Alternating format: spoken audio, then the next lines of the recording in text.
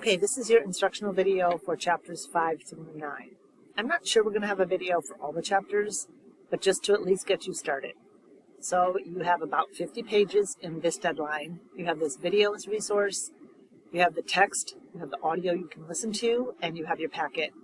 You have a mastery check on just these chapters, and we also will have just a quarter unit check-in on chapters 1 through 6. So check your calendar for those deadlines. Okay, these main characters you will have met by now, and you should understand their relationship and who they are. So we have met his father. Here is Onoka. We have Okonkwo, our main character. I'm not going to read all those to you. You might want to pause the video and check out some of the things about them. I think that would be helpful. You have his friend Obirika. You have his son Nwoye. You have his adopted son Ikamafuna. You have one of his wives, Ekwifi, and you have Izinma, one of his daughters. Remember, you have last week's slides where you have a visual of all 3 wives and some of the other children of Okonkwo's, so kind of pay attention to that as well, but these are the main ones that you're tracking right now.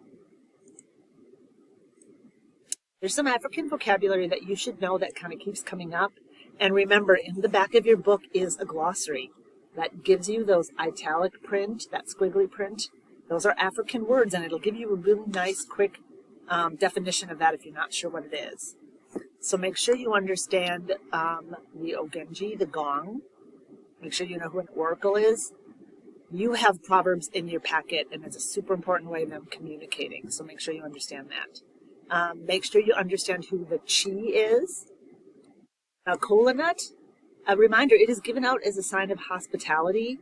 Kind of like if someone would come over to your house and you'd offer them a coffee, or you'd offer them Coke and some chips. It's like just a greeting and a nice way to greet someone when they come and when you welcome them.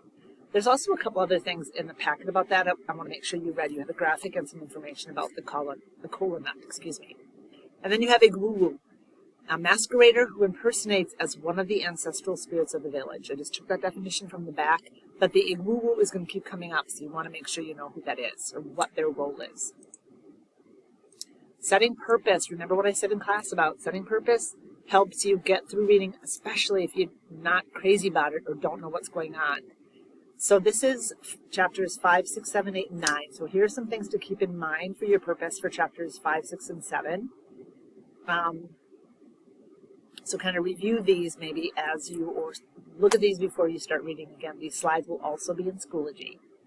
The Feast of the New Yam. Remember I talked about that they are, Chenoweth Achebe is trying to teach us and show us all this culture and all of these traditions and all of the richness that they have in their community that the colonizers fail to notice, especially anyone outside of these tribes. Again, back to why he wrote the book. How did Obiageli break her dinner pot? It's kind of, there's some kind of little humorous sort of stories in here, and that's one of those. Getting to page 46, you have a wrestling match at a festival, and you also meet Chilo, so see who that is. Chapter 7, remember, Ikamafuna is the adopted son, and Nwoye is his biological son. So what is that relationship turning into? Also, how important the environment is in this book, and they live off of the land, they survive, they're dependent upon the weather. Something shows up in chapter 7, so pay attention to what that is. Sometimes people kind of miss what it is.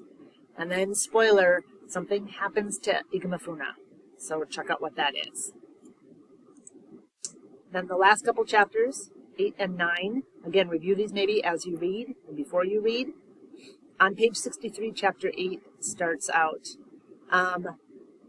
here's your spoiler. Okonkwo visits his friend Obirika, and they talk about what happened to Ikamafuna, and they talk about the other children too, so you kind of have this bantering and these conversations about family, which is what often families do. You also will see a lot of idioms. Idioms galore means there's lots of them there, and you will hear about another tradition or another custom for a marriage proposal. And then the last chapter in this section for you, you finally find out about the significance of Izinma, his daughter. And you also have a couple other African words there that you should look up in the back so you know what they're talking about.